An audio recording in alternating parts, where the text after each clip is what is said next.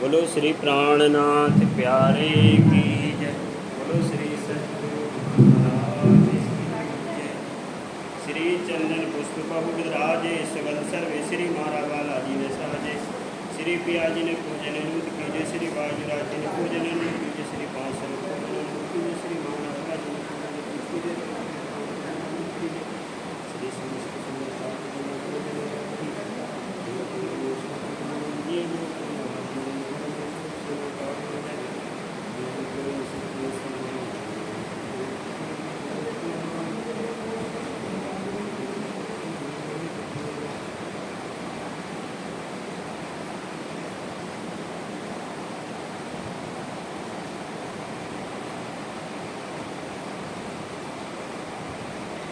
बोलो श्री प्राणनाथ प्यारे की जय। बोलो श्री सतगुरु महाराज की।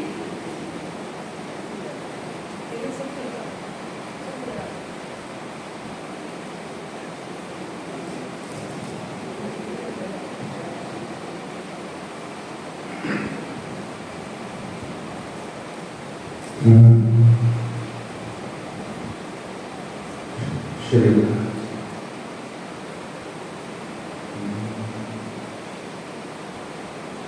प्रथम लाग दो चरण को धनी के ना छुड़ायो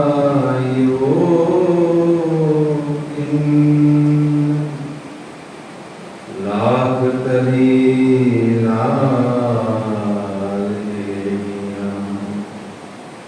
मेरे जीव के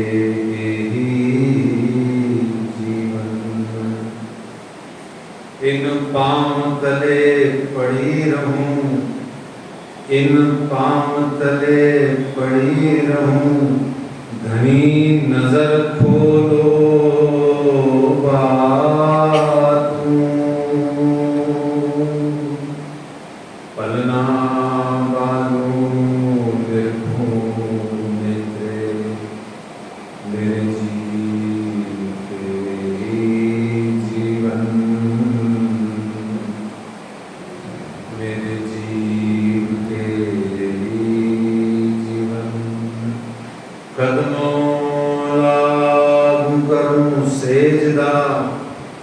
पकड़ के दो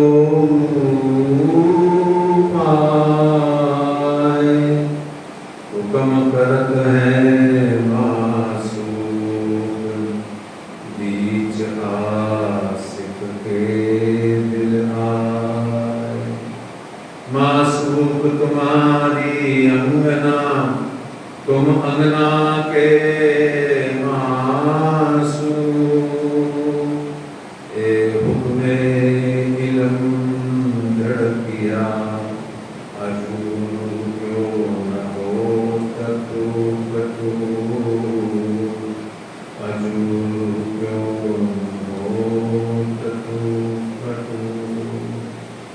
वंदो सद्गुरु चरण को करूं सुप्रेम प्रणाम। अशुभ हरण मंगल करण श्री देव चंद्र दीना। श्री प्राणनाथ निज मूलपति श्री राज सुनाम। तेज कुंवर श्यामा जुगल जी को पल पल करूं प्रणाम, पल पल करूं प्रणाम। बोलिए श्री प्राणनाथ प्यारे की जय।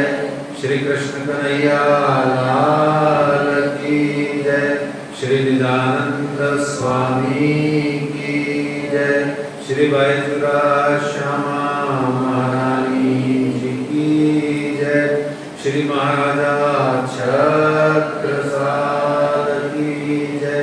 महामती श्री लालदास जी महाराज की जय। बाबा दयाराम साहेब जी की जय। सद्गुरु श्री राम रतन दास जी महाराज की जय। परमहंस श्री चरणदास जी महाराज हरिदास जी महाराज की जय। सद्गुरु श्री जवाहरदास जी महाराज की जय। सर्व सुंदर साथ की जय।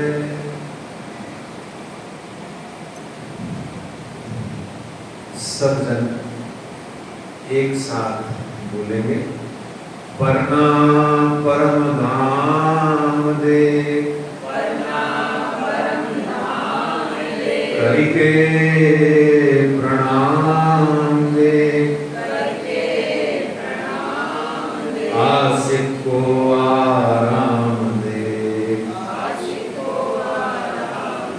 सकल दुख भागे हैं। कहत है मस्तान जाको लागी सकतान,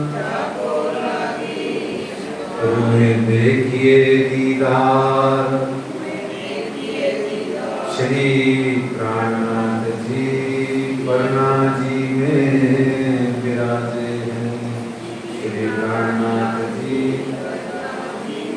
श्री प्राणनाथ जी कुम्मट जी में विराजे हैं।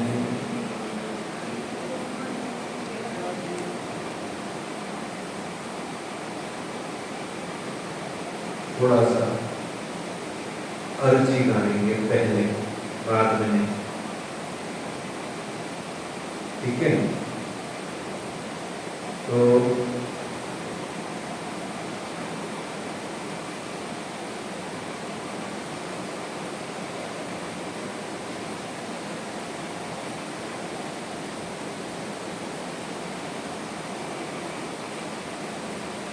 जब वैसे तो बाद में अर्जी गाई जाती है, लेकिन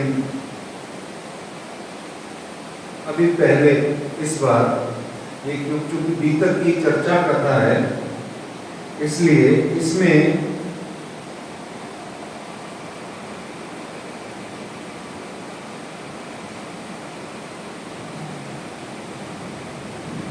अर्जी पहली बार पहले बार में शुरू में हम इसको गाएंगे, क्योंकि आज पहला दिन है तो थोड़ा अच्छा लगेगा।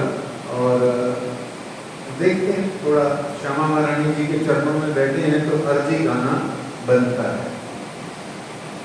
श्री श्यामा रानी अब तो लगा दो नैया पार, श्री राधे रानी अब तो लगा दो नैया पार, श्री रानी महारानी अब तो लगा दो नैया पार, महारानी रानी अब तो लगा दो नैया पार। मांगत भीख कृपा की केवल,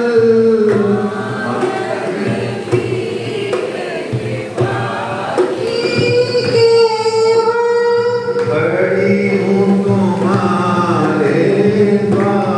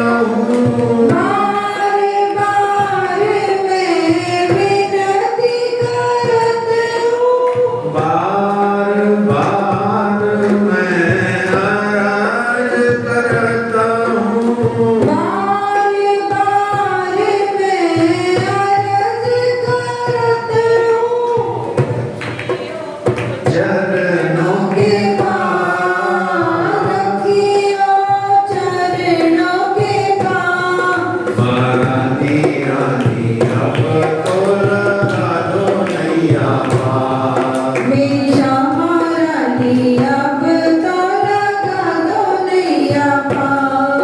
ओ राधे रानी अब तो लगा दो नैया पार। ओ राधे रानी अब तो लगा दो नैया पार। श्री बैजू रानी अब तो लगा दो नैया पार। बोलो श्री श्यामा महारानी।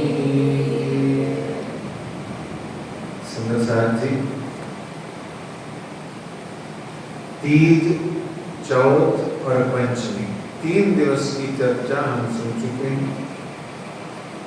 आज पुनः श्रावण मास की बीतक चर्चा सन 2023 दिनांक 9 जुलाई रविवार को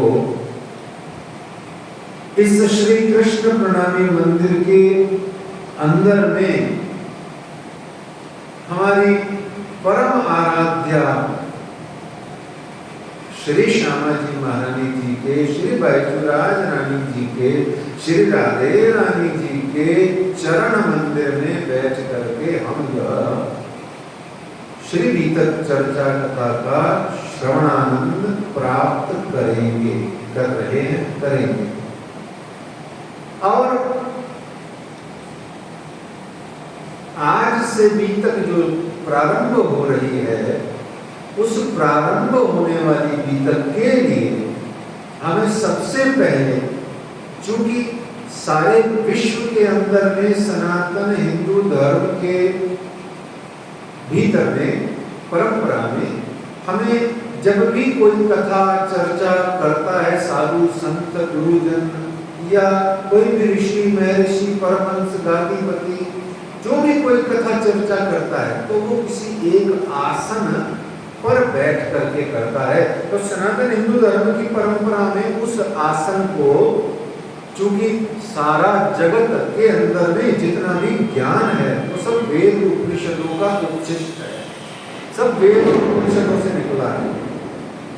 तो वेद और उपनिषदों का जो संकलन करके हमारे जो गुरु हैं वो व्यास है, तो इसलिए उसको व्यास गादी कहते हैं। परंतु यह बीतक साहिब की चर्चा कथा का एक विशिष्ट आनंद भी है और विशिष्ट महात्म्य भी है। चूंकि इस श्री बीतक साहिब का जिल्द बांधना संकलन महामती श्री लालदास जी महाराज ने किया था, इसलिए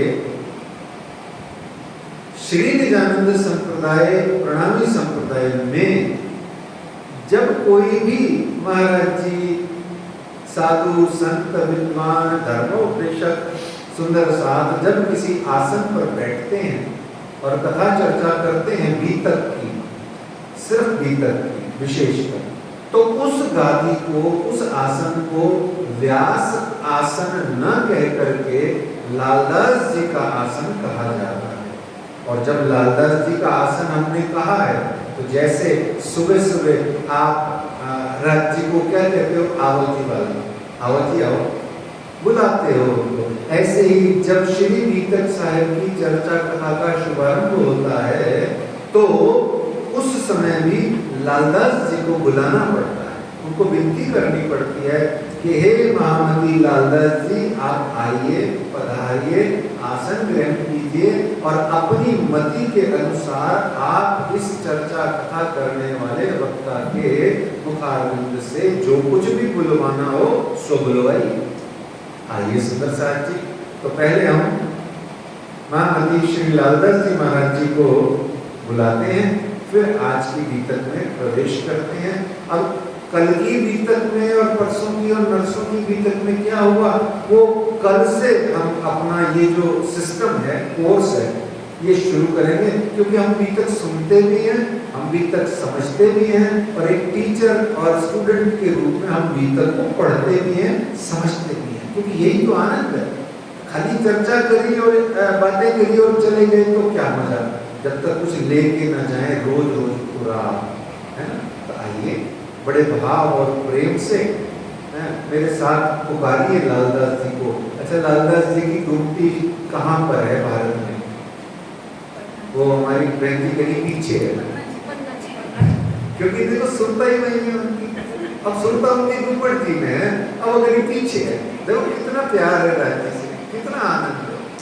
इनके प्यार और इनकी श्रद्धा और इनके विश्वास को बहुत बहुत प्रणाम है। आज भारत में जो अपना विंध्याचल पर्वत है, जिसके ऊपर में सुंदर धाम बनायो, आदि वही प्राणनाथ मन बहायो, वो जो पन्ना परम धाम है, पन्ना जो जिला है, उसमें जो श्री गुम्बद जी मंदिर है, उस गुम्बद जी मंदिर के पीछे वाले बड़े गेट के पीछे, वहां पर आप महामती श्री लालदास जी महाराज की गादी है। और थोड़ा सा आज्ञा मिले तो हमारा जो पन्ना जी में छोटा सा एक मकान है, हमारे मकान के पीछे वाली जो अटैच दीवार है, वो लालदास जी की गादी है। तो ये भी गौरव की बात है, आनंद की बात है। हमें तो मजे लेने हैं, हम तो आए किस लिए हैं, आनंद में बुलाइए कसम। तो आइए सुंदर साथ जी महामती श्री लालदास जी का आह्वान करें और उनको बुलाएं आज का मजल शुरू करने के लिए। श्री महामती कहें ऐसा जी,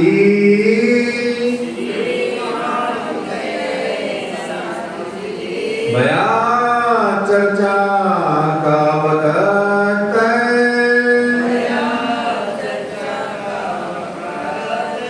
अब तुम सुनियो चित्त दे,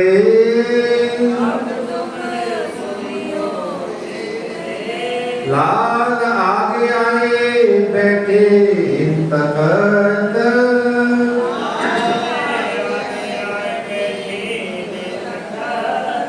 लाल आगे आए बैठे तखत।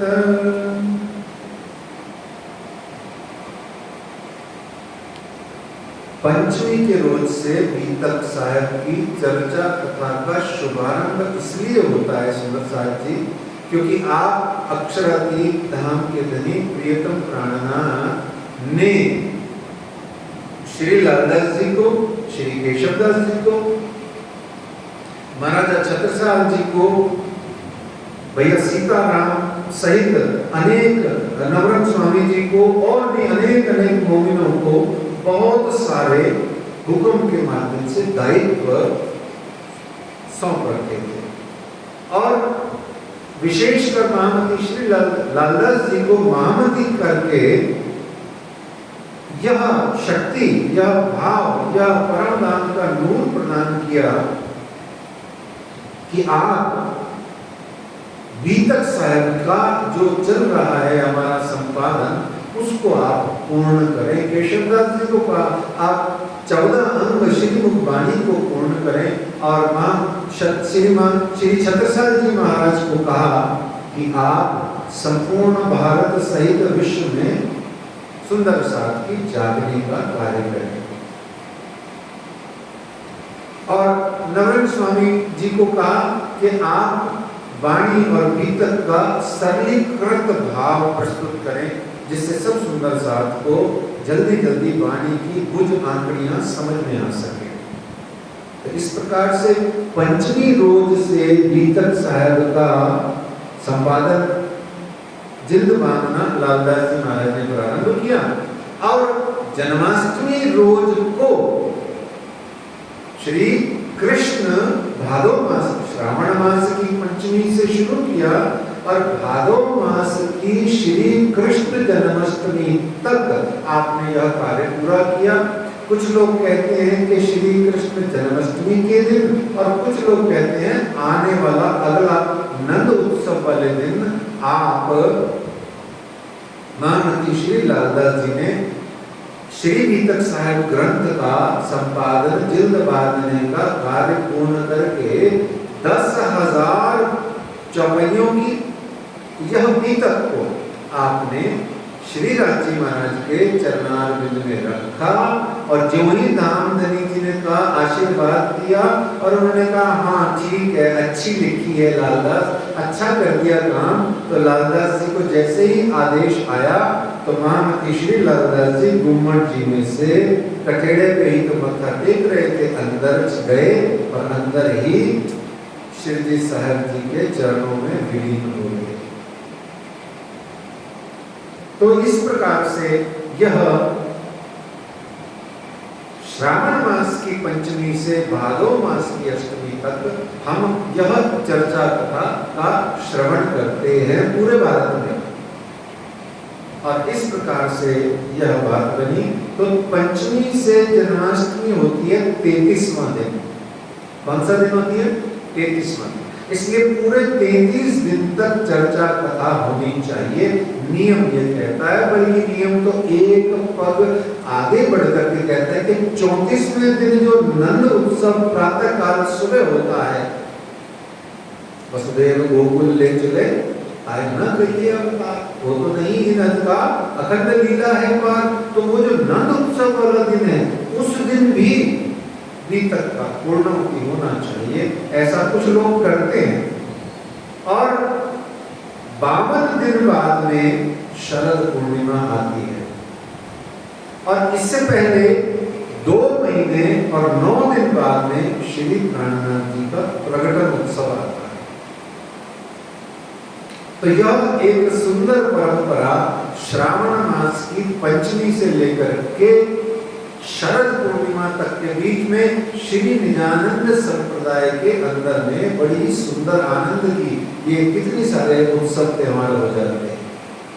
इस प्रकार से यह एक सामान्य बीतक का ज्ञान हुआ कि भाई क्यों इन्हीं समय क्यों बांची जाती है विशेषकर। वैसे तो पूरे साल बांची, अब मैंने तो राजी महाराज की कृपा से 21 दिन की और 11 दिन की इतनी सारी बीतकें कर दी। और यह पूरी बीतक में राजी महाराज मुझ शरीर द्वारा 21वीं बीतक की सेवा ले रही है। तो ऐसा नहीं है तो बीतक तो आप 11 दिवसीय भी कर सकते हो, 21 दिवसीय भी कर सकते हो, पर यह जो अनुष्ठान है यह श्रावण मास की पंचमी से लेकर के तीज और चौथ को 2 दिन छोड़ पंचमी से लेकर के यह श्री कृष्ण प्रकटन उत्सव की जन्माष्टमी तक मनाया जाता है। ये उत्सव है। अच्छा, यहाँ बड़े माफी चाहते हो आप लोगों को थोड़ा सा अच्छा न लगे, पर मैं मजबूर हूँ, मैं सत्य बोलता हूँ, और सत्य कभी कभी थोड़ा सा कड़वा हो जाता है। बेचारा सत्य जो है उसको गुड़ की दली नहीं मिलती है तो वो कड़वा ही आ जाता है कोने की तरह। अब आप बीतक में नाचते गाते हो, आप नाचो गाओ, आपत्ति नहीं है, मेरी तरफ से कोई वो इसका वो नहीं है, मैं तो सिर्फ सत्य का प्रकटन कर रहा हूँ। ये बीतक साहिब विरह का ग्रंथ है, उदासी का ग्रंथ है, इसमें नाचना गाना अलाउ नहीं है। हाँ, नीचे नीचे सुरता लगाने वाले भजन हो, वाणी गायन हो, या जिसको क्या कहें कीर्तन हो, सुंदर सुंदर जिससे सुरता लगे। क्यों? मैं बहुत ज्यादा विस्तार में करके आपकी सेवा में इतना ही कह रहा हूँ। ये तीज चौथ में जो हुआ ना, और जब तक जन्माष्टमी में मेरे ब्रजराज के अक्षरातीत सच्चिदानंद परमात्मा श्री कृष्ण जी नहीं आ जाते, तब का थोड़ा उदास है माहौल। क्या है सुंदर साहब जी? थोड़ा उदास है, क्योंकि पंचमी को राजी ने कह तो दिया मैं तुम्हारे दिल में आ गया, पर एक्चुअली आप सोच के देखो, और दिल में तो आ गया पर वो जो था वो तो चला गया। देखो बीचों बीच की बात है, जो था वो तो चला गया। अब जिसकी अष्टप्रहर सेवा करने की आदत पड़ गई, जिसको रोज सवेरे कुल्ला कराने की, राज्य को चुल्लू कराने की, पान बीड़ी देने की, राज्य को तौलिया देने की, राज्य को तेल लाने की, और वो बेचारी चोटी पकाने की, कितनी सेवाएं ऐसी ऐसी 250 सेवाएं, 4 से भी ज्यादा सेवाएं, 4 सुंदर साथ अलग अलग पारी में करता। सोचो कितने सारे सुंदर साथ और सबकी क्या दशा हो रही है। और ठीक है, राज्य ने कहा तो तुसी तो कह दिल च आ गए पड़े, पर आप तो चले गए। और अजीबोगरीब माहौल है। उस माहौल की उदासी को मिटाने के लिए ठीक वैसे ही जैसे रास में जब आप श्री कृष्ण की अंतर ध्यान हुए, तो इंद्रावती सखी और राधिका सखी ने क्या कहा था? रुको रुको रुको रुको, ये छलियां हैं, ये लीला बिहारी हैं, ये बांके बिहारी हैं, ये ऐसे रोने धोने से और ऐसे बहुत ज्यादा ढूंढने ढांढने से नहीं मिलेंगे। आप तो इनकी पुरानी लीलाओं का गुणगान करो तो ये प्रसन्न होकर के पुनः प्रकट हो जाएंगे। तो उन्होंने क्या किया? ब्रिज का पुनरावर्तन किया, फिर रास में अर्धरात्रि तक का पुनरावर्तन लीला किया और रजिया आया स्वरूप करने सिंगार भजनानंद सुखलिए पर। ऐसे ही ये श्री कृष्ण जन्माष्टमी तक बीच बीच की ये लीला का रिपीटिशन है। इसलिए माफ करना सुंदर साहब जी, बहुत ज्यादा नाचना गाना मत बीतक में, क्योंकि ये बड़ी सिंसियर घटना है, कोई ऐसे चलत का प्रोग्राम नहीं है। फिर भी जो आप सबका भाव हो, सब उस भाव को प्रणाम है।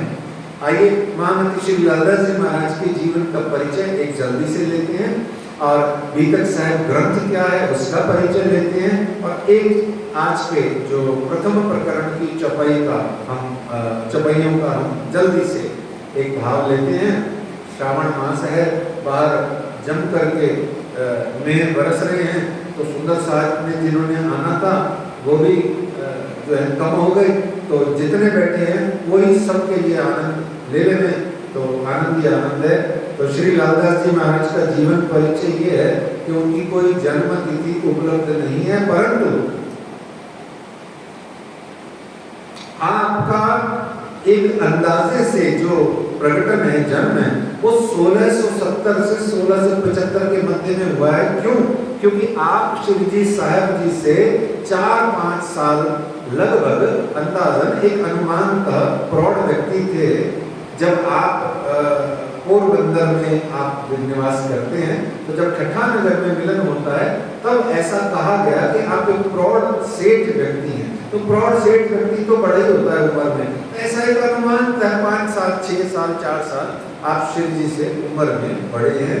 ऐसे में आपका जन्म 1670 के पहले भी लगाया जा सकता है, और 1729 में आप एक जो सूरत में आप प्रौढ़ व्यक्ति सेठ के रूप में आपको परिचय दिया गया, तो उस समय आपकी उम्र 55 से 60 साल के मध्य होनी चाहिए। इस प्रकार से आपका जो मूल नाम है वो लक्ष्मण सेठ है, जन्म तिथि कोई उपलब्ध नहीं है, अनुमान से ऐसा कहा जा रहा है।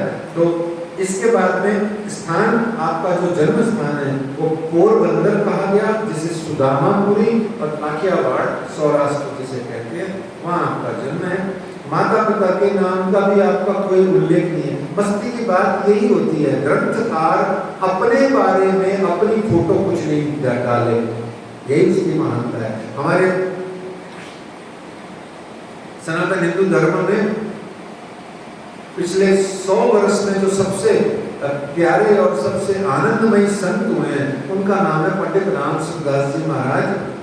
ये जो अपने ऋषिकेश में गीता प्रेस गोरखपुर वाले, आपको जान के आश्चर्य हुआ कि गीता प्रेस गोरखपुर की 60% ग्रंथ आपके द्वारा रचित हैं, और सारा विश्व आनंद पा रहा है आपके द्वारा, रामायण, गीता, भागवत आदि के माध्यम से। और आपकी कोई फोटो उपलब्ध नहीं, कोई स्वरूप नहीं, और आपने तो लास्ट में नीचे लिख दिया, जो कोई मेरे स्वरूप का, मेरे समान का, मेरी माला का, मेरी गद्दी का जो कुछ भी है, वो सब का सब जो कुछ भी है, वो आप जब मेरी चिता जलाओगे तो साथ में दूसरी चिता लगा के मेरा सारा सामान, गद्दी, तख्त, तकिया, मोजा, जूता, चप्पल, खड़ाऊ, सब कुछ मेरा आप दूसरी चिता में जला देना।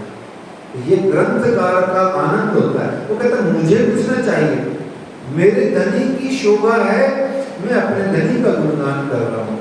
ऐसे में लालदास जी महाराज का भी कुछ भी उपलब्ध नहीं है। ये तो अपन सबने, यूं समझ लो, सब लोगों ने मिल बांट करके कुछ जुगाड़ लगा के, ज्ञानियों ने, विद्वानों ने ये सूचनाएं निकाल ली है तो कहीं भी नहीं उपलब्ध, चपाई तो कोई भी नहीं आती है।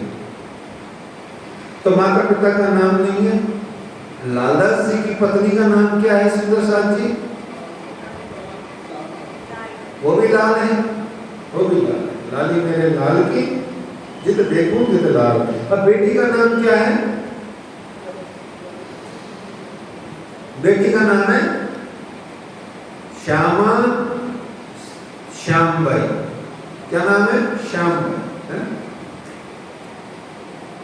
और दीक्षा आपने जब ली, जब शिवजी साहब जी जागनी का प्रचार प्रसार करते हुए 1724 में ठट्ठा नगर जब पधारे, तो चतुरदास ओहरणा नाम का जो ब्राह्मण था, उसके माध्यम से चतुर्दास कोहरणा ब्राह्मण चाय की सेवा करता था राज्य की।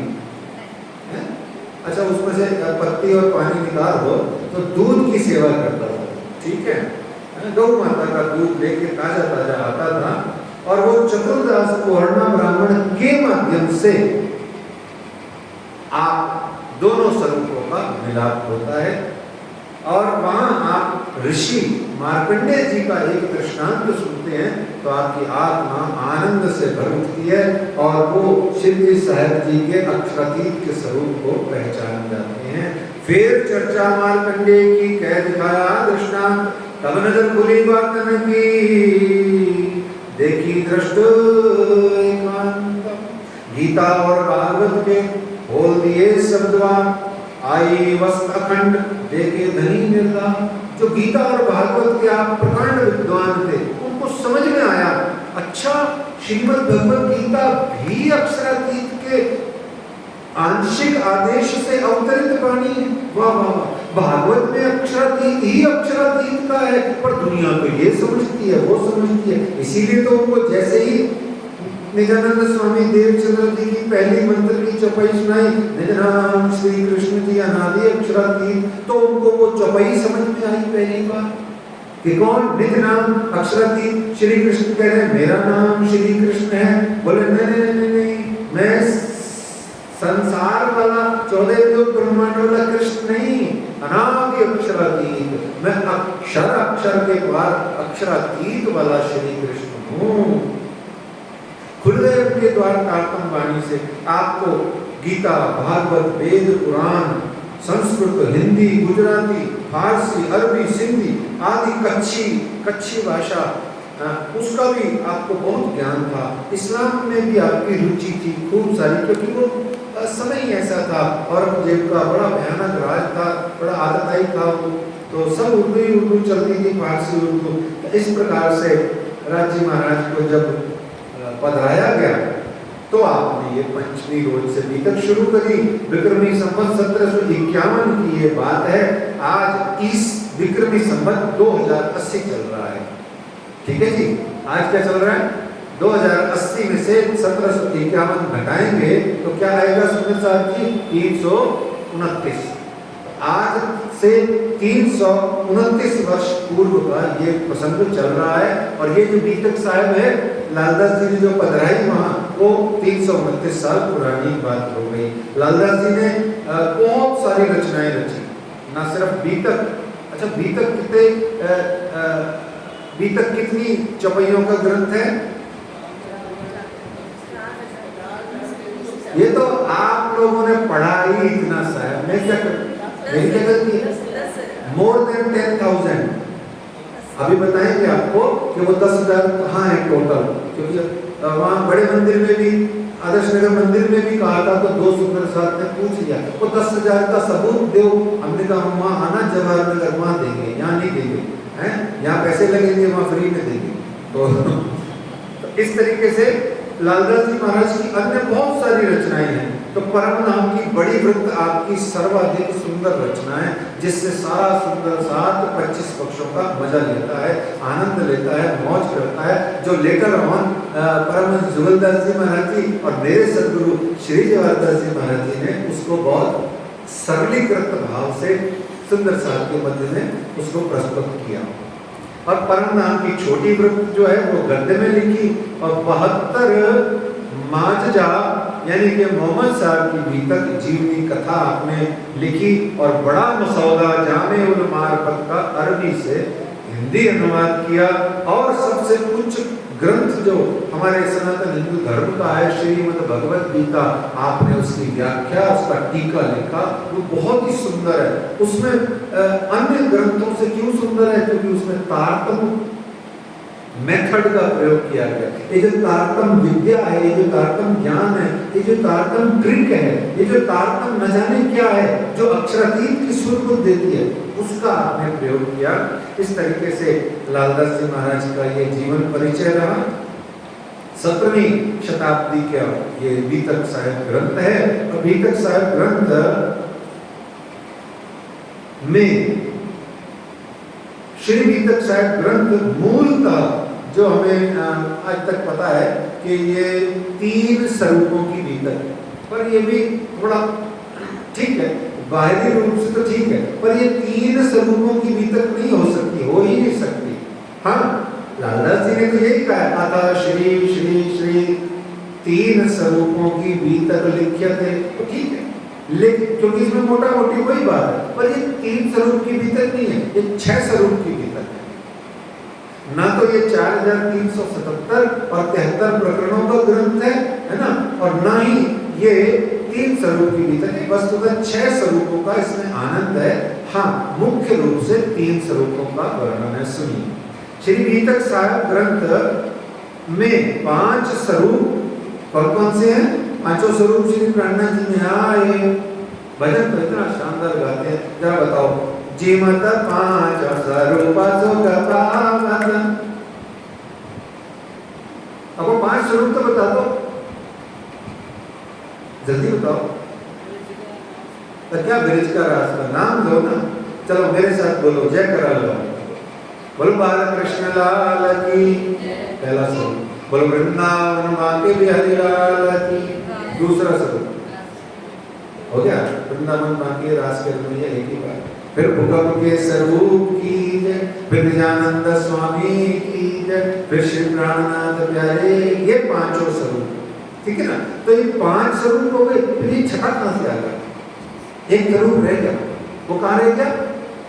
वो मूल स्वरूप अक्षरातीत दिव्य परम धाम में कंचन रंग सिंहासन पे जो विराजमान है ना। तो अब 6 हो गए, वैसे कोई अलग अलग नहीं है, पर हो गए 6, तो हो गए हैं, क्योंकि लीला है, लीला में तो कुछ भी हो जाता है, और मूल में जो है सो है, फिर उसका तो सत्य का वर्णन ही करने की जरूरत नहीं है। तो धनी का आनंद देने के लिए पधारते हैं। तो ब्रज रास प्रारंभ श्री देवचंद जी, श्री प्राणनाथ जी, ब्रज रास प्रारंभ श्री देवचंद जी, श्री प्राणनाथ जी, और 72 माजजा की बीतक यानी मोहम्मद साहब की बीतक को यदि जोड़ दिया जाए और वाका भी जोड़ दिया जाए तो 10,000 चौपाइयों से भी कुछ अधिक हो जाती हैं, जो कि उपलब्ध है, छपी हुई है।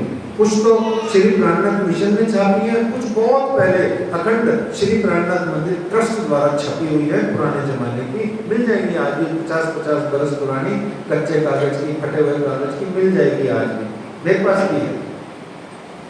और वर्तमान में जो प्रचलित बीतक है वो 4377 चौपाइयों और 73 प्रकरणों का ग्रंथ है, जो हम सब इस पंचमी से जन्माष्टमी तक बांटते हैं। विरोध सारा विश्व का भारत इन बीतक सबको पहचान हो गई, पहुंचे कदमों तक। ठीक है, क्या हो जाता है इस बीतक को बांटने से? प्रॉफिट बताया जा रहा है। इस बीतक साहिब की चर्चा कथा सुनोगे तो क्या होगा? आपके घर में बरकत पड़ेगी, आपका दुख सुख, आपका दुख संकट, शरीर व्याधि आदि आपकी दूर हो जाएगी। बोले हो सकता है, हो भी जाएगी, वो तो बहुत मामूली सी बात है। बोले क्या हो जाएगा? बोले सुख शीतल धनु संसार हो जाएगा। बोले क्या हो जाएगा? सर्वे भवन्तु सुखिना हो जाएगा। बोले क्या हो जाएगा? पसरसी 14 भवन हो जाएगा। धाम धनी की मेहर इतनी पसरेगी, इतनी परसेगी कि 14 भवन को आनंद देगी। तो वो कह रहे हैं विरोध सारा विश्व का। विरोध है कलेश, कलेश है दुख, दुख कलेश पीड़ा, किसी भी प्रकार का मानसिक दैहिक आदि व्याधि कुछ भी हो, वो सब का सब भागत इन बीतक, इस बीतक के सुनने, चर्चा कथा करने और इस बीतक साहब को अपने घर पधराने से ही ये सब भाग जाएगा और सबको पहचान हो गई। किसकी पहचान होती है? तारतम वाणी की। कुलजम स्वरूप साहब के अंतर्गत जो लिखा है और श्री प्राणनाथ जी कौन है, ये सब आपको पहचान होती है। और सिर्फ पहचान ही नहीं होती है, सिर्फ गल्ला ही गल्ला, बातें ही बातें नहीं है। ये बीतक साहब आपका हाथ पकड़ करके पहुंचावे कदमों हक, है ना। लास्ट की चौपाई याद करो, अभी मैं नहीं बोलूंगा, है ना। लास्ट में बीतक साहब की चौपाई क्या है? अच्छा, बीतक साहब ग्रंथ क्या है? बहुत साधारण सा, गूंगा कैसे बताएगा बीतक क्या है? ये राजी है, ये हम हैं। ये राजी ने यूं पकड़ा है, ठीक है, हमने यूं किया, बस ये स्टार्ट हो गया। और फिर हमने कुछ साधना मेहनत करी, कुछ पढ़ाई लिखाई करी, तो राज्य ने वापस हमें पकड़ लिया। बस ये भीतर है, छुड़वाने और पकड़ने के बीच में, पहले पकड़े हुआ था, हमने छुड़वाया, फिर पकड़ लिया, बस ये भीतर हो। इतनी सी भीतर, कितनी सी भीतर, बस हम छुड़वा के आ गए, राज्य ने पकड़ा हुआ था, यहाँ आके हमको थोड़ी बहुत सुबुद्ध हो गए माया में, पुनः अक्ल आ गई, राज्य से प्रार्थना करी तो उन्होंने वापस हाथ पकड़ लिया। वो भीतर के कारण से राज्य हाथ पकड़ते हैं, आखिरी चुपाई भीतर की आती है, याद करो। तो इस तरीके से श्री मुखवाणी ग्रंथ तथा बीतक साहिब ग्रंथ श्री राज्य महाराज का साक्षात वाङ्मय ज्ञान में जीवित मूर्तिवंत स्वरूप है। हम इसी की पूजा करते हैं, इसी की सेवा पूजा करते हैं, इसी का हम आराधन वंदन करते हैं। यही सब मंदिरों के अंदर में ये जो मोर मुकुट छतरी और वस्त्र आदि का शोभा हम देखते हैं, ये वस्तुतः इन दोनों ग्रंथों की शोभा है, क्योंकि ये ग्रंथ राज्य है। उन्होंने कहा यही नहीं राज्य, ये मुखवाणी ही राज्य है। इस तरीके से ये बीतक साहब ग्रंथ है। और खाली ये बीतक साहब जो ग्रंथ है, इसकी अनुभूतियाँ हमें पढ़ते पढ़ते बीच बीच में रोज रोज थोड़ी थोड़ी अपने आप होती रहती है। आपको कोई एक साथ हो जाएगी ऐसा भी नहीं है अनुभूति, और कोई नहीं होगी ऐसा भी नहीं है, रोज रोज थोड़ी थोड़ी आपको होती है। और ये बीतक ग्रंथ सिर्फ आध्यात्मिक ग्रंथ नहीं है, ये एक ऐतिहासिक महत्वपूर्ण जानकारियों का भी ग्रंथ है। इस बीतक साहब में 91 शहरों का नाम है, 91 शहरों का उल्लेख है। मध्यकालीन भारतीय इतिहास के बहुत सारे मुख्य मुख्य व्यक्तियों का इसमें वर्णन है, जो कि इतिहास में उल्लेखनीय है, जो कि लालदास जी महाराज की बीतक ग्रंथ का हवाला दिया जाता है बिब्लियोग्राफी में कि ये कहाँ से तथ्य लिया, तो उसमें आ जाता है महामती लालदास कृत श्री बीतक ग्रंथ, ऐसे आता है। बकायदा लोग देते हैं ऐतिहासिक ग्रंथों में उदाहरण। अच्छा, इसमें से ही पता लगता है कि श्री जी साहिब जी ने कहाँ कहाँ कब कब कितनी कितनी यात्रा करी, जागने की, और क्यों करी, हमको जगाने के वास्ते। हमको जगाने आए श्री प्राणनाथ, है ना। कितने जगाने पे हम लोग भजन गाते हैं, भैया वो चले कितना, कहाँ कहाँ गए, किधर किधर गए गए, परिस्थितियों में गुजरान किए, ये सब पता लगता है भीतर से।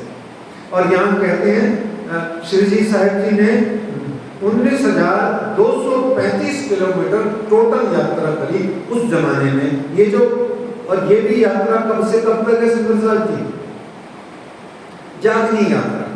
और इसमें भी 11,231 किलोमीटर की यात्रा थल मार्ग से है, और थल मार्ग में भी अधिक से अधिक पैदल है। ये कोठी यानी बैलगाड़ी, ये तो कभी कभी मिलती थी, उस जमाने का लग्जरी, उस जमाने की लग्जरी होती थी, BMW और वो फॉर्च्यूनर टाइप गाड़ियाँ होती थी, या वो क्रेटा होती थी, छोटी गाड़ियों में सबसे महंगी बैलगाड़ी। और घोड़ा गाड़ी तो पूछो ही मत, वो तो पता नहीं क्या होती। तो इस तरीके से पैदल यात्रा अधिक करी, तो 11,231 किलोमीटर पैदल यात्रा करी, और 8,004 किलोमीटर जल यात्रा, कभी नाव से, कभी बड़ी नाव से, कभी जहाज से आपने करी। तो ये आज का जो दिन है ना, पहला दिन जो होता है बीतक का, ये आपको बताना समझाना होता है कि ये बीतक साहब बहुत व्यापक ग्रंथ, साधारण ग्रंथ नहीं, बहुत व्यापक है। इसमें जिसको जैसा चाहिए खोज ले जाए। इतिहास वाला आएगा वो इतिहास की बातें ढूंढेगा, विद्वान आएगा वो विद्वता ढूंढेगा, विदुषी आएगी वो अपना इसमें से कोई ना कोई विद्वता की बातें ढूंढ लेगी, और इसमें कोई आध्यात्मिक व्यक्ति आएगा तो अध्यात्म की साधनाओं के स्तरों को ढूंढ लेगा। इसमें कोई धार्मिक व्यक्ति आएगा तो समाज में, जिंदगी में जीना कैसे चाहिए। भैया ये धर्म वर्म ठीक है यार, सब ऐसे आजकल ज्यादा चलता ही है, धर्म वर्म ठीक है, छोड़ो यार धर्म। आप ये बताओ जिंदगी अच्छी कैसे जिए, पॉजिटिव थिंकिंग कैसे हो, पॉजिटिव थॉट कैसे आए, नेगेटिव एनर्जी कैसे मरे। ये आजकल ऐसी बुद्धिमत्ता वाले लोग, वो सब है बीतक में भी। और कुछ भी नहीं चाहिए, है हमारे कमर में बहुत दर्द रहती है, ये मेरा लंबर पूरा खराब हो रहा है, मुझे ठीक करना है, बीतक साहब से प्रार्थना करो ठीक हो जाएगा। साधारण सी छोटी छोटी बातें भी इससे मिल जाती है। अच्छा, और कुछ नहीं चाहिए, सिर्फ हमें तो बल, बुद्धि और विद्या चाहिए, बोले वो भी मिल जाएगी। क्या नहीं मिलेगा? ये तो कल्प वृक्ष है, ये तो कल्प द्रुम है, कल्प वृक्ष है, सब मिलेगा। आप इसके नीचे आके बैठो तो सही, जरा इसकी छाया ले तो सही। ऐसे आपको ये ग्रंथ मूल रूप से, अब हम जो आगे के दिनों में इस ग्रंथ का अध्ययन और जो इस ग्रंथ का वाचन करेंगे और जो पढ़ेंगे, वो ग्रंथ मुख्य रूप से हम जो यहाँ पर चर्चा कथा का आनंद लेंगे, वो मुख्य रूप से सुंदर साहब जी साधना की पद्धति का एक ग्रंथ है, ऐसा हम भाव लेके करेंगे। क्या है? परमहंस जुगलदास जी महाराज जी की जो वृत्त है, सोई लाला मेरे सदगुरु जवाहरदास जी महाराज जी ने जो उसको वापस से सरलीकृत भाव से प्रस्तुत किया है, उसमें मैं सिर्फ एक ही आपको भावना देना चाहूँगा, क्योंकि विस्तार में तो भय लगता है, कि आपने जो सागरों का वर्णन किया है उसमें, तो आपको बता दिया जाए कि सागरों का वर्णन 8 सागर 8 जीवी नहीं, वो वास्तव में आपने बताया कि ये रूह की चढ़ती हुई अवस्था के सागर है। ये भी बीतक के चलते दौरान में हम आनंद लेंगे कि रूह की चढ़ती अवस्था 8 सागरों से कैसे कैलकुलेट होती है। ऐसे ही ये श्री बीतक साहब जी की चर्चा कथा है सुंदर साहब जी। इसमें जागनी जब होती है सुंदर साथियों की, तो वो कैसे करके हमारी साधना का ग्रंथ है, पद्धति है, मेथड है। हमें क्या निर्देश मिल रहा है कि ऐसे करके तुम अपने आत्मा की जागृति की साधना करो, ये हमने देखना है। क्यों? इसका सबूत है, आपको अभी सबूत भी मिलेगा, खुद को ही मिलेगा। देखिए, धाम धनी अक्षरातीत प्रियतम प्राणनाथ मेरे शिवजी साहब जी हाथी रूहों के सिरताज चले अगरिये से परणा पहुंचे आए। अच्छा, डरा मत करो, बीतक के दिनों में गला खोल के मुंह खोल के बोला करो, सब बोला करो।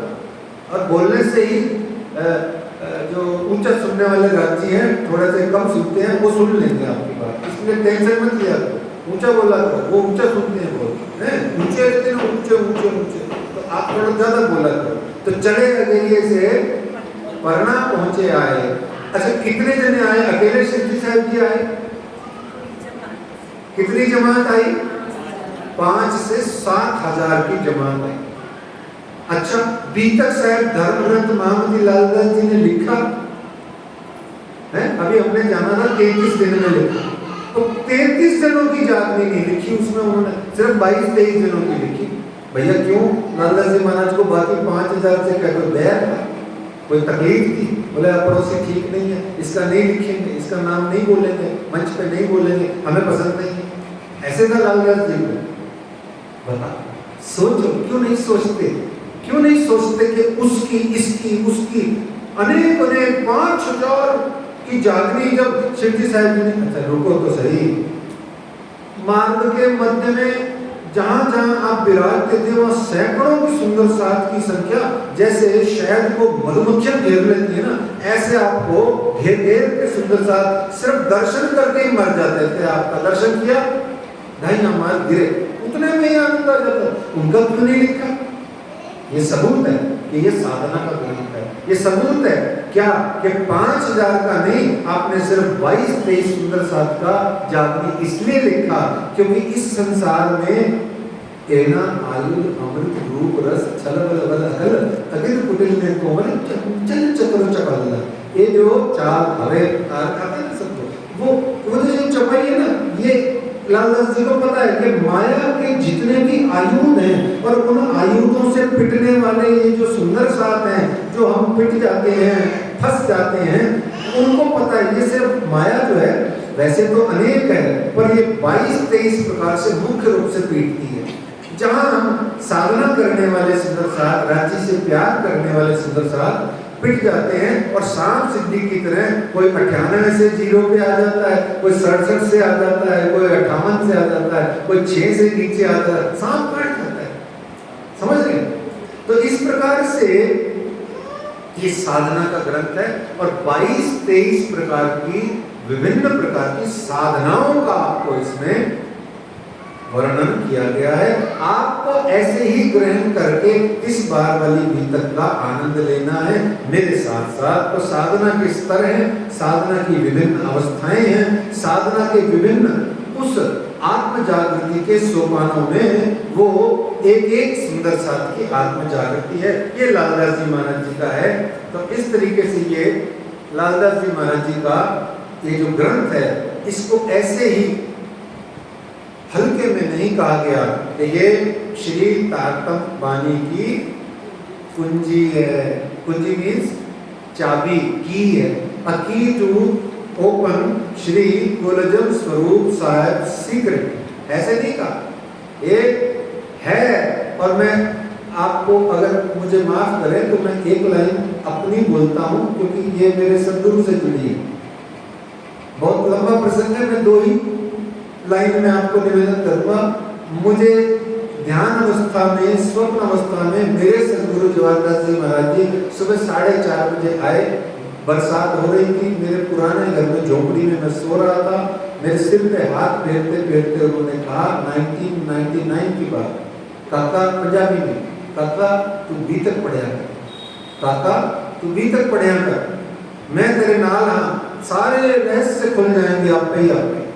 और मैंने उसके बाद में सुंदर साथ जी 2 बरस तक सिर्फ बीतक ही बीतक पढ़ी। 108 बार अर्थ सहित तो मुझे याद है, आगे मुझे ध्यान नहीं, वो मैंने पढ़ी। और मेरे को जब तारतम्य बानी अपनी माँ के द्वारा और एक और माँ तुल्य माता के घर में जब मैं चर्चा कथा करता था, तो उनके कारण से मुझे स्वयं प्रियतम प्राणनाथ की कृपा से अपने आप वाणी खुलने लग गई। मैंने कुछ किया ही नहीं, सिर्फ बीतक में मेहनत जरूर करी, ऐसा कह लो तो वो चौपाई आती है। श्री मोहम्मद कहे साहब जी, एक ऐसी कुंजी इलम ए मेहर देखो महबूब की, तुमको दिल के भीतर में आके खुद पढ़ाने कसम। ऐसे ये सुंदर साथ जी भीतर चाबी है। कोई कितने ही साल का हो आज, चाहे वो 22 साल का हो, चाहे वो 25 साल का हो, चाहे 40 का हो, चाहे 35 का हो, चाहे 60 का हो, चाहे 65 का हो, 68 का हो, कितने का ही हो, आज भी अगर बीतक साहब को 1 वर्ष के इस अनुष्ठान को नियम से, सिस्टम से अपना पूरा परहेज करते हुए अगर इसको सुनेगा और पूरा चित्त लेके सुनेगा, इसलिए कहते हैं चित्त दे सुनियो, तो वो चित्त देना है। क्यों? क्योंकि चित्त में ही तो सारा चक्कर है। तो चित्त दे के अगर हम सुनेंगे तो निश्चित जानो सुंदर साहब जी, ये बीतक साहब आपको इसी वर्ष आध्यात्मिक दिव्य अनुभूतियों को देना शुरू कर देगी। मैं दावे से कहता हूँ, बस ये देखो जन्माष्टमी रोज अक्षरातीत सच्चिदानंद श्री कृष्ण का प्रकटन हुआ, हमारे मंदिर में दर्शन होंगे 12 सवा 12 बजे, नारियल टूटेगा और आपके हृदय में भी धाम के धनी अक्षरातीत का इश्क फूट जाएगा। ये प्रॉमिस है, ऐसा ही होता है। तो इस तरीके से ये बीतक साहब ग्रंथ है और इसकी चर्चा कथा के श्रवण से वासना चली जाती है, उपासना आ जाती है। गुरु के जो चरण धो धो के आपने उम्र भर पिए हैं, वो बीतक साहिब के श्रवण करने से, वो चरणों से आचरण आपके जीवन में आ जाता है। और आपका जो भजन, ध्यान, पारायण, श्रवण किया हुआ है, वो याद रखो सुंदर साथ जी, एक दिन आने वाले आड़े वक्त में वही पुण्य, वही आनंद आप ही के काम आ जाता है या आपके परिवार के काम में आ जाता है। कहीं पर भी कोई कुसंगति, कहीं पर भी कोई बाधा, कहीं पर भी कोई आपत्ति, विपत्ति, विपदा, आपदा में अगर आप उलझ रहे होते हो, उलझ जाओ गलती से, वैसे तो बीतक पढ़ के उलझते नहीं, पर कई बार ऐसा होता है दैविक आपदा आ जाती है, तो ये बीतक साहब का आनंद लिया हुआ आपके हृदय में इतना बल बन के आ जाता है कि आपको उस विपदा, आपदा, आदि व्याधि से बचा लेता है, छुड़ा के ले जाता है। और सदगुरु श्री देवचंद्र जी महाराज ने, याद करो चर्चा कथा सुनने के महत्व की बात हो रही है, कि सदगुरु श्री देवचंद्र जी महाराज ने 5 बरस तक भागवत सुनी। कहाँ सुनी?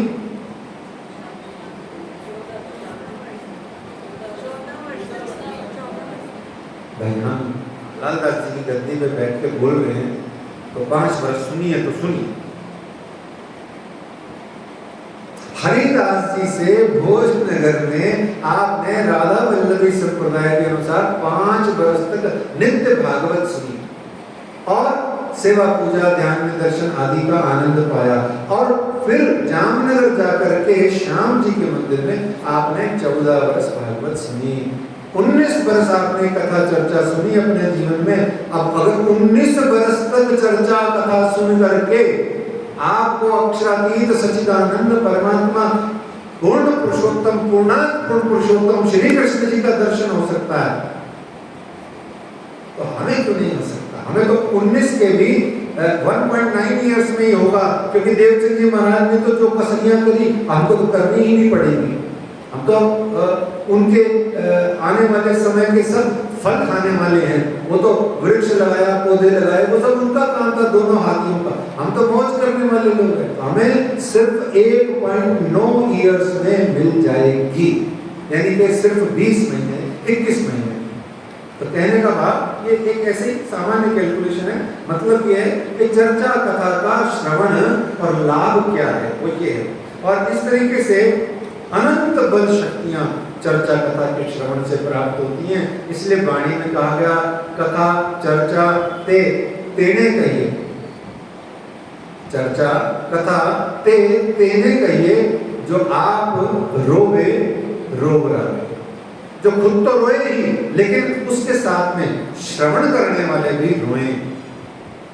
और इस तरीके से चर्चा कथा के अंदर में चले, जो ग्रंथ है चर्चा कथा उसके अंदर चलिए, तो एक उसके अंदर में एक चरित्र होता है। बहुत ध्यान से सुनिएगा सुंदर साहब, एक चरित्र होता है, एक लीला होती है। लेकिन हमारी मजबूरी क्या है? ना तो हम चरित्र को देखते हैं, ना हम लीला को देखते हैं। हम तो चित्र को देखते हैं और कर्म को देखते हैं। ये सुंदर नहीं लग रहा है, ये ठीक नहीं लग रहा है, इसके कर्म ठीक नहीं है, चलो भाई हो गया काम पूरा, है ना? और ये चित्र की पूजा कर लेते हैं। नहीं, चित्र की पूजा नहीं करनी, चरित्र की पूजा करनी है। चरित्र को अपनाना है, कर्मों का ज्यादा हिसाब नहीं रखना, लीला का चिंतन श्रवण मनन करना है। क्योंकि लीला अंदर जाएगी तो कर्म अपने आप सुधर जाएंगे। चरित्र आपका अच्छा होगा तो सारी दुनिया चित्र लगाएगी, और छोड़ो किसी और के चित्र का क्या करना है ना? तो इस तरीके से एक चरित्र होता है, एक लीला होती है, और चरित्र होता है सुंदर साथ जी अनुसरण करने के लिए, चलने के। आपने चरित्र पढ़ा, अब आप उसके हिसाब से चलो। जैसे सारे भागवत के कथाकार क्या कहते हैं? भगवान श्री राम के जीवन को पढ़िए, समझिए और उनके जीवन के हिसाब से चलिए। भगवान श्री कृष्ण की कथा चर्चा सुनिए, पर सुन करके आनंद लीजिए, उनके हिसाब से चलते ही आपका जय धनीराम हो जाएगा। क्योंकि वो तो क्या नहीं किया है उन्होंने, वो कृष्ण जी का किया आप कर नहीं सकते। हाँ, राम जी ने जीवन जी के दिखाया, भाई भाई का प्यार, पत्नी एक पत्नी धर्म, और भी समाज की मर्यादा है। तो चरित्र जो होता है सुंदर साथ जी, वो अनुसरण के लिए होता है। और ये चरित्र क्या काम आता है? ये संसार सागर से, भव सागर से पार होने के लिए एक सेतु, एक पुल का काम करता है। ये राम सेतु का काम करता है। आपको अब तो लगा दो नैया पार का काम करता है। देखो तीर्थ होता है जो, वो तार्यति इति तीर्थ, जो तारे वो तीर्थ। अब तारेगा कहाँ से? तरण ताल, तरण ताल सुने? अंग्रेजी में क्या कहते हैं तरण ताल को? Swimming pool. अच्छा, स्विमिंग पूल के लिए पानी चाहिए, एक किनारे से दूसरे किनारे जाना है तो तैर के जाना पड़ेगा। तो जो तारे जिसमें तैर के जाया जा सके वो तीर्थ। अच्छा, गंगा जी कहाँ बहती हैं? हरिद्वार में, है ना? हरिद्वार को क्या कहा गया? तीर्थ कहा गया। सबसे बड़ा तीर्थ है वो सनातन हिंदू धर्म में। और हमारे श्री निजानंद संप्रदाय में भी एक तीर्थ है। यूं तो हम कॉमन में कह देते हैं तीनों पुरी नाम की जय, पर वो तीनों पुरी नाम ठीक है, वो कॉमन में कह लीजिए, पर पर्टिकुलरली समझना हो तो तीर्थ कौन सा है तीनों में से? बताइए। जामनगर है, वहाँ तैरने की जगह है कहीं? पन्ना जी है क्या? वहाँ तो डूबने की जगह है, कहीं जिला में डूब सकते हो, तैर तो सकते ही। अब कौन सा रहेगा तीसरा? अच्छा, आप लोग सूरत में जाने कितनी बार जाते हो, पर आपको पता है सूरत मंदिर, मोटा मंदिर से हार्डली 500 कदम दूर ताप्ती नदी बहती है। कभी गए हो देखने? बस रोड पार करी ताप्ती नदी है, उधर बाढ़ आ जाती है हर साल सूरत मंदिर में, पानी ज्यादा हो जाए तो सूरत को तीर्थ कहा गया। ताप्ती तीरे ऐसे एक चपाई आती है, मैं थोड़ा भूल गया, तो हाँ तप्ती तीरे ऐसे एक चपाई आती है, वो तीर्थ है। तो ये तीर्थ का काम करता है चरित्र का अनुसरण। आप चरित्र का अनुसरण कीजिए। तो ये 22-23 जो सुंदर साथ की आत्म जागृति है, इसके चरित्र का आप लोगों को अनुसरण करना है, आपको चलना है। जैसे मोमिनों ने पग पर पग धरे आगे चले, ऐसे उनके पग पर पग धर के हमें अनुसरण करना है। ये चरित्र है। लेकिन इसमें सिर्फ चरित्र नहीं है, इसमें लीला भी है। और लीला किसकी है? तो लीला इसमें 5 स्वरूप की भी है, मुख्य रूप से 3 स्वरूप की है। तो लीला वो होती है जो मनन और चिंतन किया जाए, जिसका आप रस लें, अंदर ही अंदर आनंद लें। तो बीतक के अंदर में अभी आप जो श्रवण कर रहे हैं वो आनंद लेते हैं। जब घर में बैठ के बीतक पढ़ते हैं तो उसमें जब आप पढ़ते हैं, अध्ययन करते हैं, तो वो भी आप लीला का आनंद लेते हैं। पर जब जीवन के अंदर में, समाज में जब आप प्रस्तुत होते हैं, तो जो आप अपना कर्म करते हैं, जो अपना जीवन में व्यवहार करते हैं, उसे चरित्र कहते हैं। तो इस तरीके से आपको 5 स्वरूप का चरित्र जो उन्होंने जी के दिखाया, उनकी लीला का आनंद लेना है। अच्छा, यहाँ एक थोड़ी सी बात और करके फिर अपन प्रथम प्रकरण में प्रवेश करके आज का इस कार्यक्रम, अभी तक की चर्चा को थोड़ा विश्राम देंगे। तो लीला और कर्म में क्या अंतर है, पहले तो ये जान लेते हैं, फिर आगे चलते हैं। कर्म और लीला में क्या अंतर है? अच्छा, जैसे परमात्मा भगवान ईश्वर इस दुनिया में अवतार लेके आए, तो वो जो करेंगे तो वो क्या है? कर्म, वो लीला। और मैं करूँगा या कोई और करेगा या हम सब करेंगे, वो क्या है? तो कर्म और लीला में अंतर क्या हुआ? कर्म फल के बंधन से जुड़ा होता है, इसलिए वो कर्म होता है। जीवात्मा इस संसार में शरीर धारण करके जो कुछ भी करती धरती है, वो फल की आशा से करती है। और जैसे ही फलेच्छा, फल आशा आपके कार्य में जुड़ी और आप गए काम से, आपका वो कर्म हो जाएगा। और कर्म होते ही पाप पुण्य जुड़ जाएगा, पाप पुण्य जुड़ते ही पुनरागमन, यानी जीव का आना, पुनः पुनः पुनरपि जननम पुनरपि मरणम पुनरपि जननी जठरे शयनम हो जाएगा। अब आओगे जाओगे 84 लाख योनियों में भटका करके आपका प्रोग्राम पूरा होता होएगा ही नहीं कभी। तो ये कर्म है, इसीलिए कहा गया आपने कर्म ठीक करो। सामान्य भाषा में कहते हैं ना, अपने कर्म सुधार लो, अपने कर्म ठीक कर लो। मतलब कुछ ऐसा करो, कर्मण्यवाधिकारस्ते मां फलेषु कदाचन, ऐसा कर लो कि कर्म करो, फल की इच्छा राज्य में छोड़ दो। जही विद राखे तही विद रहिए, सदा राज राज कहिए। तो कर्म में ये है। और लीला क्या है? वो लीला कर्म, कर्म ऐसा कर्म, लीला क्या है? ऐसे कर्म जो जिसमें फल की इच्छा नहीं होती, बल्कि जो कर्मों का विधाता है वो स्वयं ही कुछ कर रहा है, तो इसलिए वो कर्म बंधन से मुक्त होती है लीला, इसलिए वो लीला है ना। श्री हनुमान जी ने रावण की सेना को गदन मूली की तरह काट दिया, हथियारे थे क्या वो? श्री कृष्ण जी ने न जाने कितनों को मार दिया, अर्जुन से मरवा दिया, अक्षोहिणी की अक्षोहिणी सेनाएं खत्म कर दी है। तो क्या वो हत्यारे थे? श्री जी साहब जी ने कहा औरंगजेब को अब मैं जड़ मूल से उखाड़ कर फेंक दूंगा, तो क्या श्री जी हत्यारे थे? नहीं ना, ये लीला है। क्यों? क्योंकि कर्म बंधन से मुक्त है ना। इस तरीके से आपको अंदर प्रवेश करके ये फर्क महसूस करना है कि कर्म क्या है, लीला क्या है, चरित्र क्या है। तो इस प्रकार से सुंदर साथ जी आपको ये चर्चा कथा का आनंद लेते रहना है। और बहुत प्यारी चीज सुनने की है कि श्रद्धा मति में होती है, श्रद्धा मति में होती है और विश्वास हृदय में होता है। दोनों को संगमित करके, दोनों का संगम करके आपको यह चर्चा कथा सुननी है। बुद्धि से सुन के पहले, बुद्धि से भी पहले कानों से सुन के, कानों को पत्तल के डोने बना के इसमें कथा रूपी अमृत को प्रवेश करा के अपनी बुद्धि को निर्मल करके अपने इस शुष्क नीरस हृदय में लाना है, ताकि यहाँ अक्षरातीत प्रियतम प्राणनाथ श्री राज जी का, श्री श्यामा जी का इश्क पैदा हो सके। इस तरीके से सुंदर साथ जी ये लालदास जी महाराज का जो ग्रंथ है उसका ये सामान्य सा परिचय है।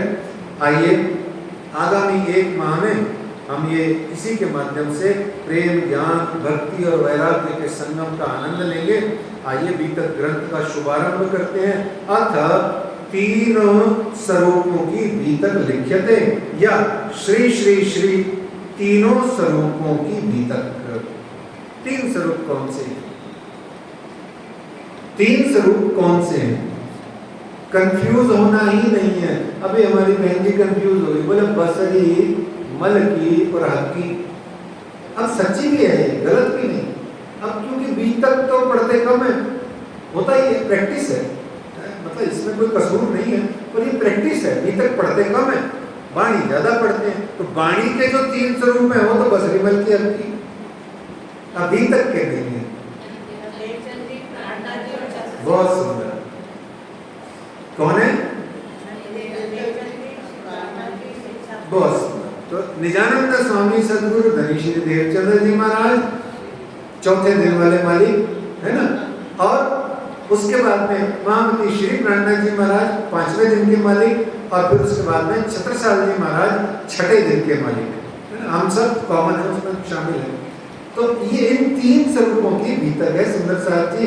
और बसरी, मलकी, हक्की, या एक बाल, दूजा किशोर, तीजा बुढ़ापन, ये वाणी के 3 स्वरूप हैं। और फिर और भी बहुत सारे हैं, 2 स्वरूप भी हैं, 3 स्वरूप भी हैं, 3 दिन भी हैं, 5 दिन भी हैं, पता नहीं क्या क्या है, बड़ा बड़ा है, आनंद है वाणी में, वो अलग है। बीतक के 3 स्वरूप स्पष्ट रखना, और वही है वर्णन। अच्छा, कैसे है वर्णन, उसका भी सबूत ले लीजिए।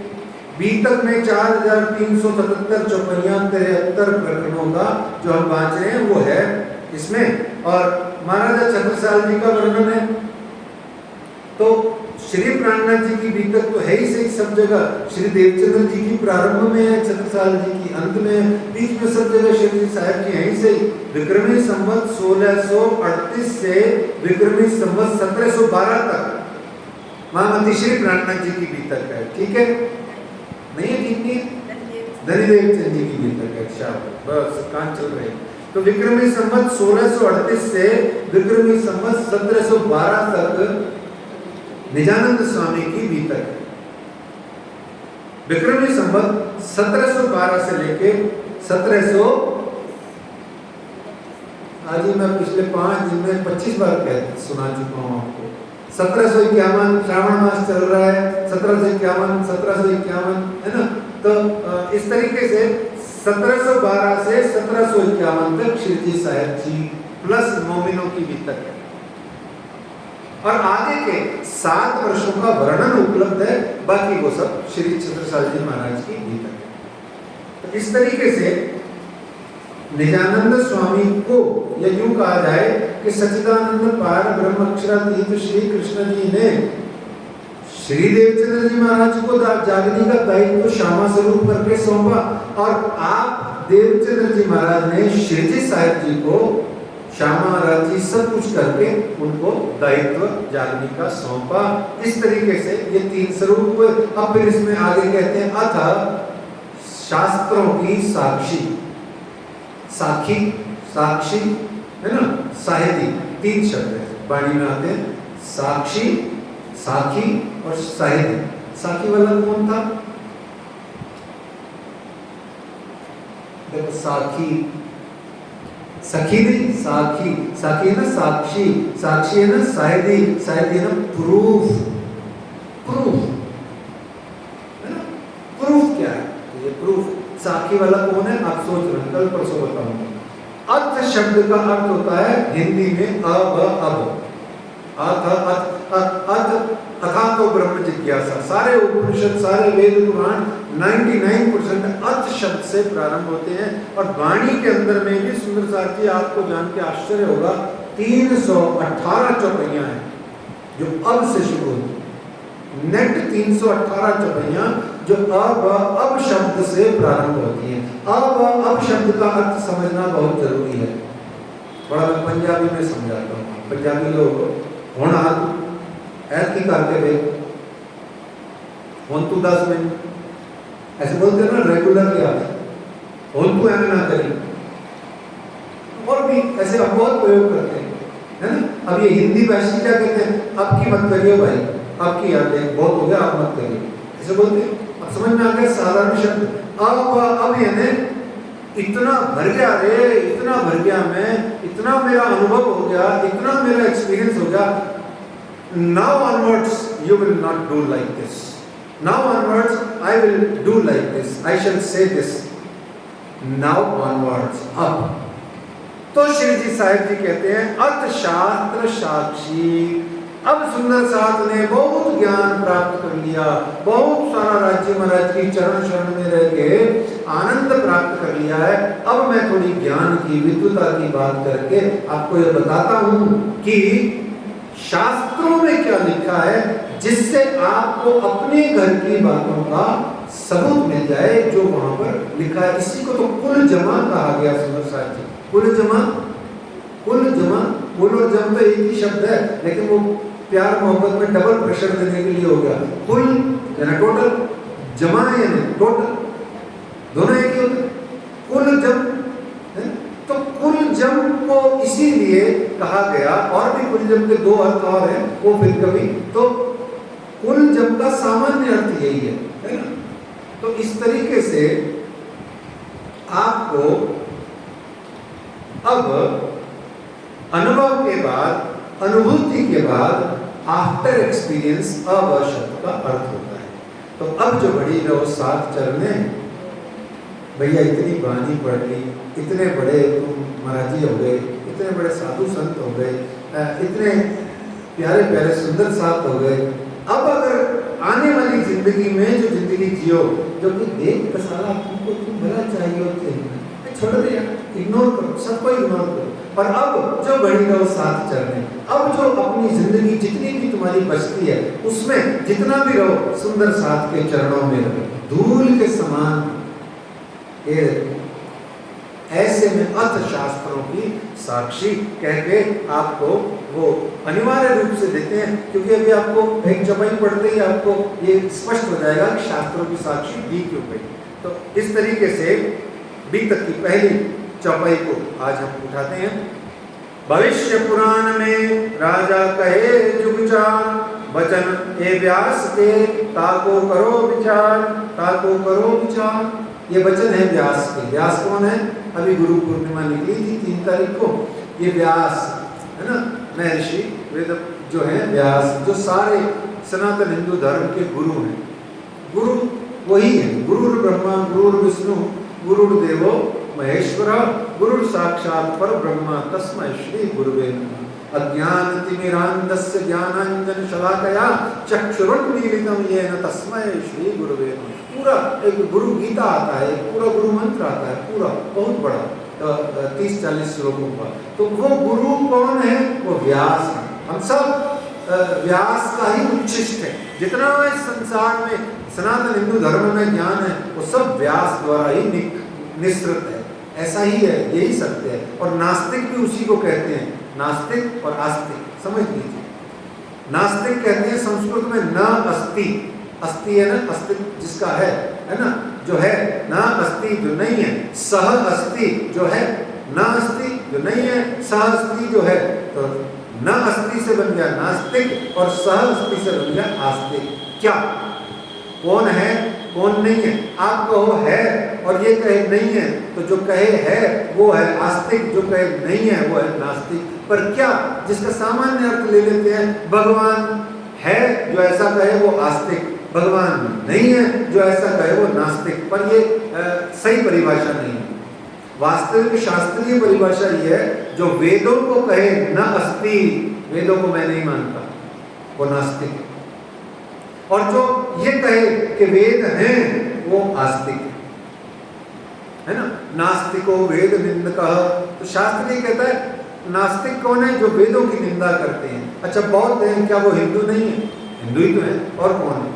जैन है, वो कौन है? क्या हिंदू नहीं है? हिंदू ही तो है, और कौन है? भागवत के अंदर में ऋषभ देव जी महाराज जी से जैन संप्रदाय, जैन मत का शुभारंभ होता है, और उन्हीं के बेटे भरत हैं, और उन्हीं के भरत बेटे के नाम से ये भारतवर्ष कहलाता है। तो हम जिनके भारतवर्ष में जिनके नाम से जी रहे हैं, वो खुद नास्तिक है क्या? नहीं, वो नास्तिक इसलिए है क्योंकि वो वेदों को नहीं मानते। चलो नहीं माने क्या हो गया, है तो हमारे हिंदू धर्म के ही प्रोग्राम वही है, जैसे हम निजानंद संप्रदाय के। ऐसे ही समझने की बात बहुत जरूरी हो जाती है। तो इस तरीके से जो व्यास हैं वो सबके गुरु हैं, और इसी गुरु को सबसे ज्यादा उदाहरण देके लालदास जी महाराज गीता ग्रंथ में जो 18 पुराणों का उल्लेख करके कहते हैं, सतयुग के 17 राजा हुए, त्रेता युग में 28 राजा हुए, 29 राजा हुए, और द्वापर युग में 19 राजा हुए, और कलयुग के 20 राजा हुए। इन राजाओं का वर्णन क्यों किया गया? एक ही पंक्ति में सुनिए सुंदर साथ जी। उनको ये बताना था कि राजाधिराज, सरताजों के सिरताज, बादशाहों के बादशाह, सम्राटों के सम्राट और कोई है, वो आएंगे, वो आएंगे। इसलिए उन्होंने पीछे सतयुग से राजाओं का वर्णन शुरू किया, और ये बताना है आपको कि वो आएंगे।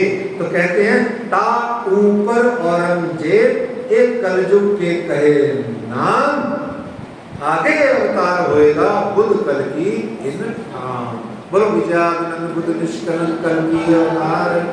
अच्छा इसमें भी भेद है, विजयानंद अलग शब्द है, बुद्ध अलग शब्द है, निष्कलंक अलग शब्द है, और कल की अलग शब्द है।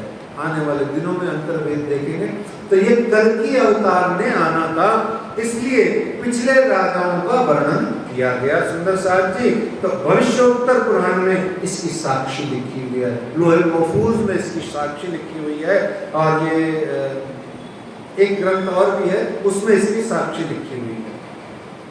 तो विजयानंद बुद्ध निष्कलंक अवतार का प्रकटन होगा, सनातन हिंदू धर्म में होगा, और हमारे इस हिंदू धर्म के अंतर्गत वो प्रकटन कहाँ हुआ हमें सबको पता है, भैरे नवखंडो सबको पता है। ठीक है सुंदर साहब जी। तो इस प्रकार से यह लालदास जी महाराज द्वारा अवतरित श्री गीतक साहिब धर्म ग्रंथ का प्रथम आज का दिवस का और प्रथम प्रकरण का भाव पूरा होता है। आइए सुंदर साहब जी आज की चौपाई को बांध के, अंतिम चौपाई, प्रथम प्रकरण की अंतिम चौपाई को बांध के आज की श्री गीतक साहिब जी की चर्चा कथा को विश्राम देते हैं। कल पुनः शाम को 5 बजे से लेकर के 6:30 बजे तक श्री गीतक साहिब जी की चर्चा कथा का समय रहेगा। आइए चौपाई बात में श्री महामती कहे साध जी, शास्त्र कहे यूं कर,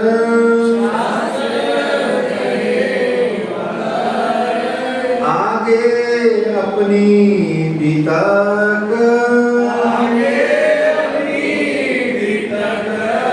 सो लीजे चितदार,